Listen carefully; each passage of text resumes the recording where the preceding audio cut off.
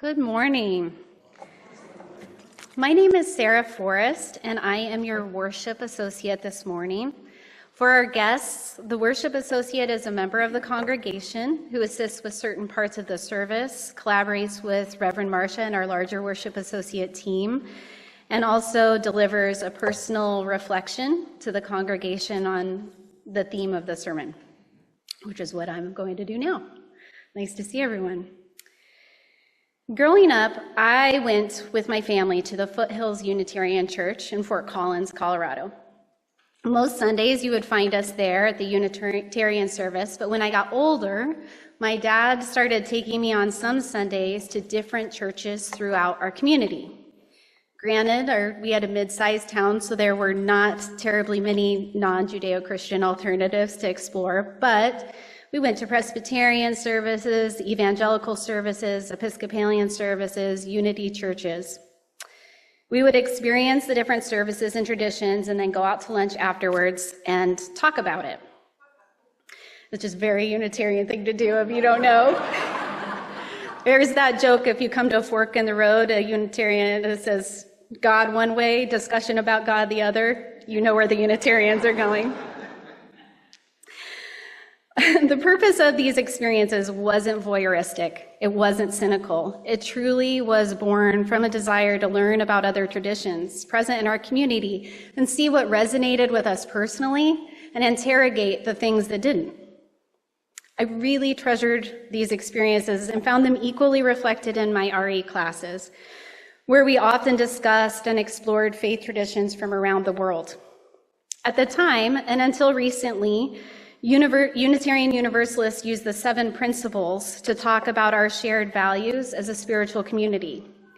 My favorite principle, hands down, was number 4, which gave voice to the value of a free and responsible search for truth and meaning. I relished this open invitation to follow my intellectual curiosity about faith, history, mysticism, science, and the nature of reality.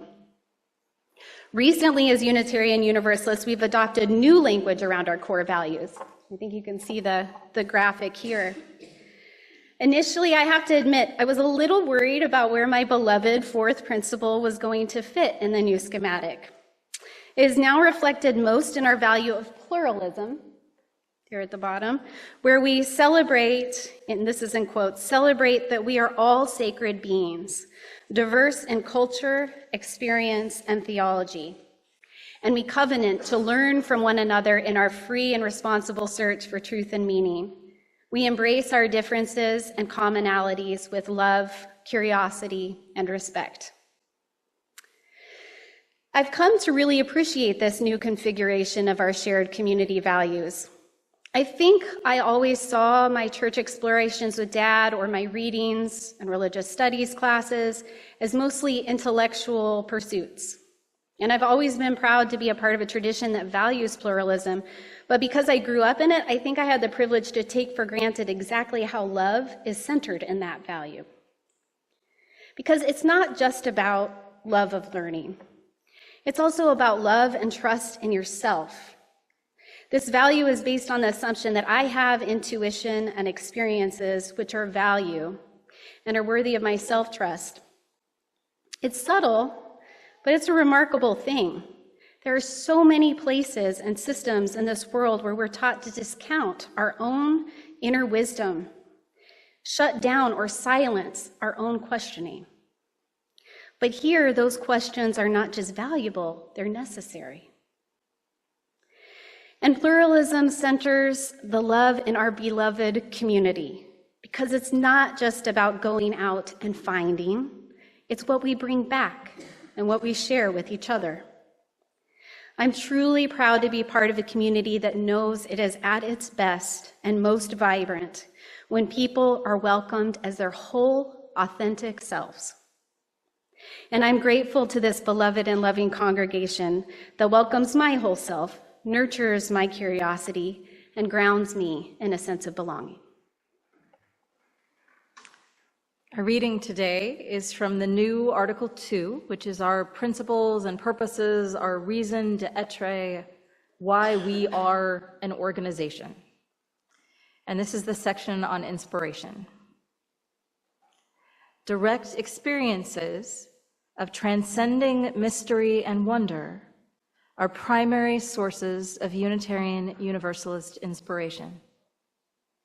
These experiences open our hearts, renew our spirits, and transform our lives. We draw upon and are inspired by sacred, secular, and scientific understandings that help us make meaning and live into our values. These sources ground us and sustain us in ordinary, difficult, and joyous times. We respect the histories, cultures, and contexts in which these sources were created and are currently practiced. Grateful for the experiences that move us, aware of the religious ancestries we inherit, and enlivened by the diversity which enriches our faith, we are called to ever deepen and expand our wisdom. I first discovered Unitarian Universalism back in 1998. My then wife, Jill, and I had moved to Rhode Island, where we didn't really know anyone, and I was pregnant with our first child. And so we did what many people do when they're looking for community. We started looking for a church. It soon became clear that Jill would only be happy with a Unitarian Universalist congregation, but we struggled to find one that seemed like a good fit. One was pretty far away. One was between ministers and had a pulpit set 30 feet in the air. One wasn't really welcoming to newcomers. They gave you those blue mugs and told you to use the blue mugs, which seemed like they repelled anyone. No one talked to anyone with a blue mug. It was bad. Finally, First Unitarian Providence found a minister who preached not from the 30-foot pulpit, but from a more reasonable height, and we started attending regularly. But friends, I have to tell you, it took almost 4 years of attending UU congregations on and off before I finally heard what Unitarian Universalists believe.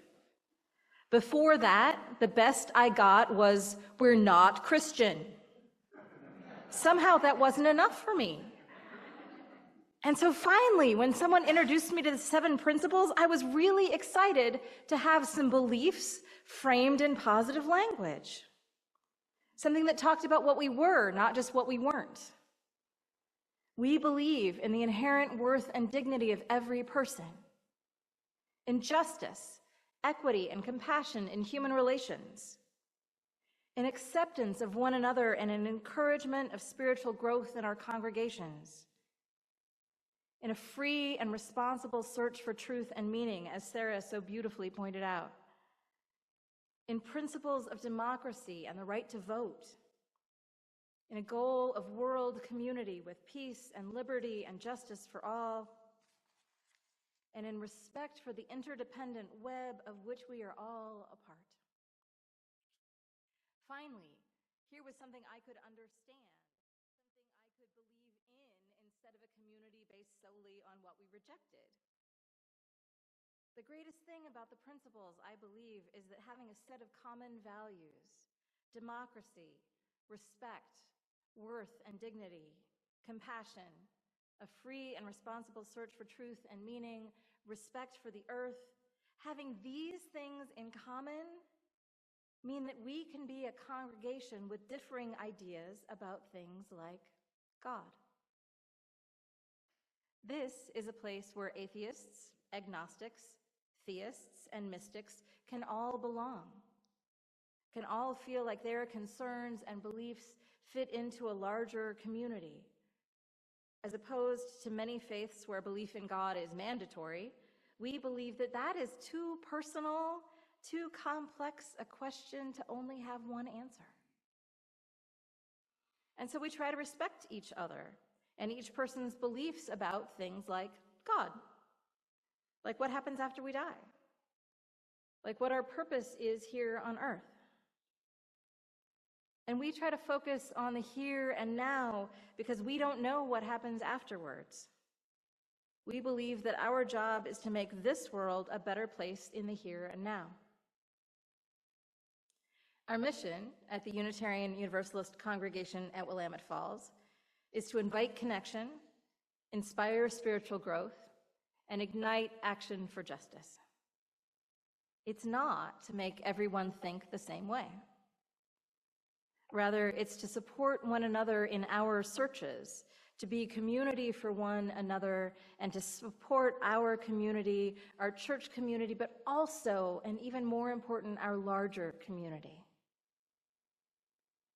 Over the last few years, the Unitarian Universalist Association, the larger body that we are part of, looked into redefining how we talk about our principles and purposes.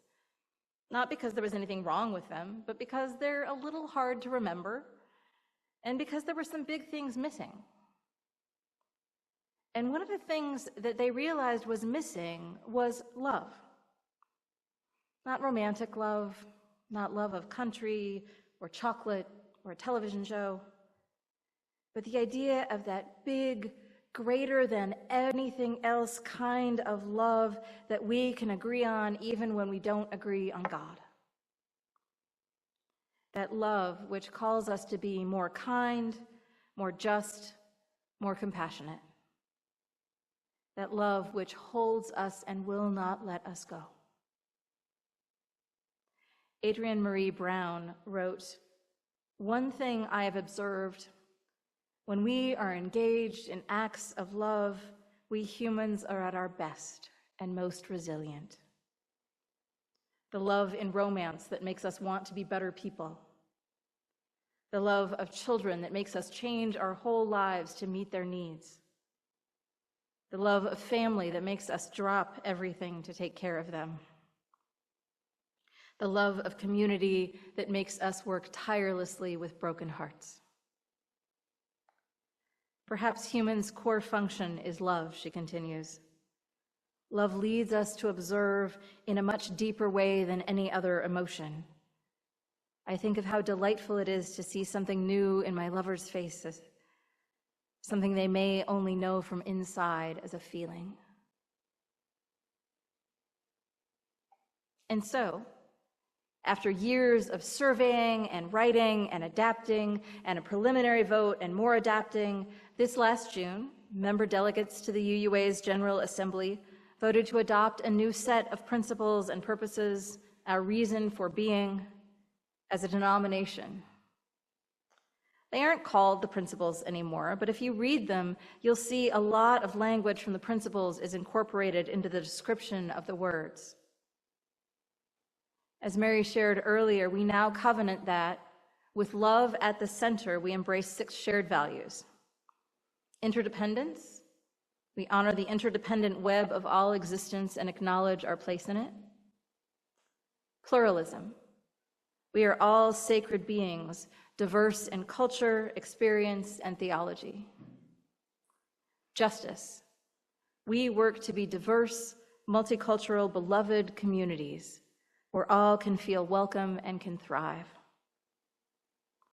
Transformation, we adapt to the changing world. Generosity, we cultivate a spirit of gratitude and hope. And equity, we declare that each person is inherently worthy and has the right to flourish with dignity, love, and compassion. It's important to note that this is a different way of sharing what we believe, but they aren't different beliefs. We haven't suddenly started believing collectively in anything new or rejected anything old.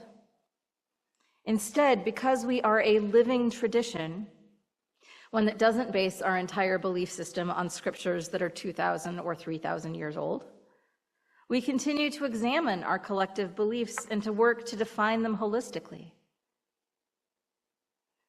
Next week, we will celebrate the 100th anniversary of this building, this beautiful space that this congregation, which is 180 years old, the oldest free church west of the Rocky Mountains, occupies.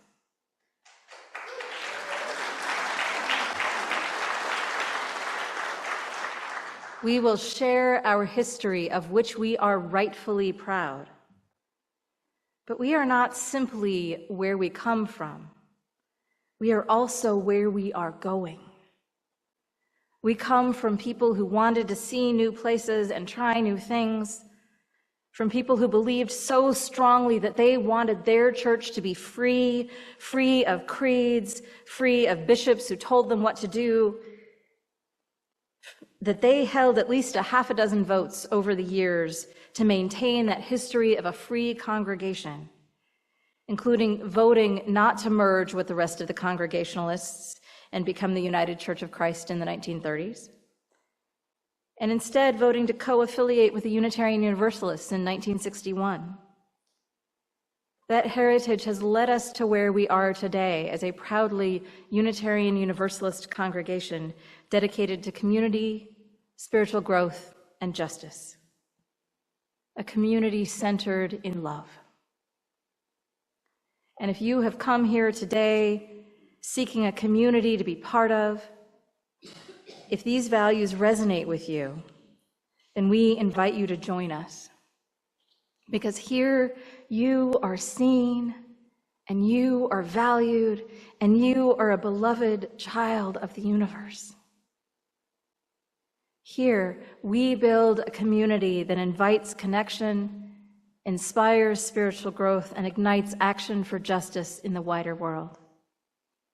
Here we care for one another and our wider community, and we work to become better people.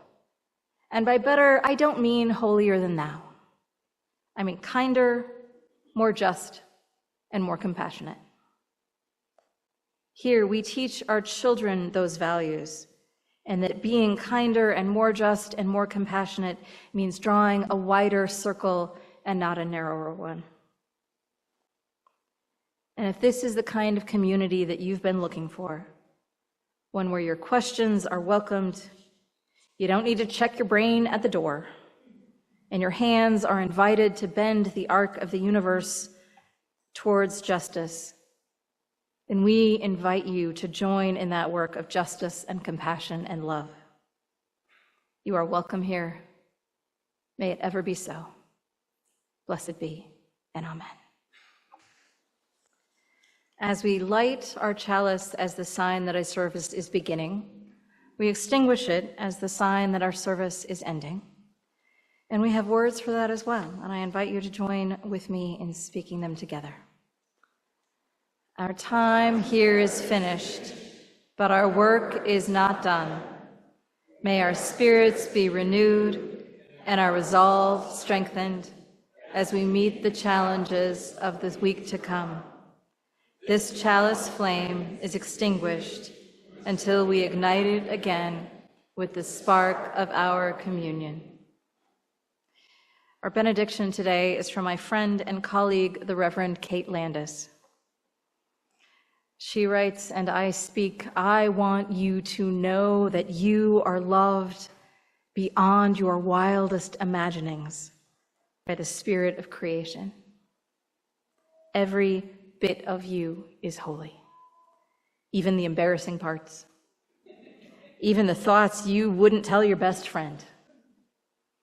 God, mystery, love is in your every cell, calling you to live a loving, joyful, boisterous life, to go easier on yourself, to accept that you are a blessing, to spread the word that there is no original sin, that we are all glorious gifts to a world that desperately needs us. I want you to know that you are a strand in the web of all existence, one dewdrop spangled thread reflecting the early morning sun, connected to every other living creature, frogs, mushrooms, great blue whales, and you. You are never alone. You were born into the huge family of life. Sit in the grass and know that it is your sibling. Watch the crows circle and think of them as gossiping cousins. This is your world, and you, my friends, are worthy. Go in peace and go in love. Blessed be.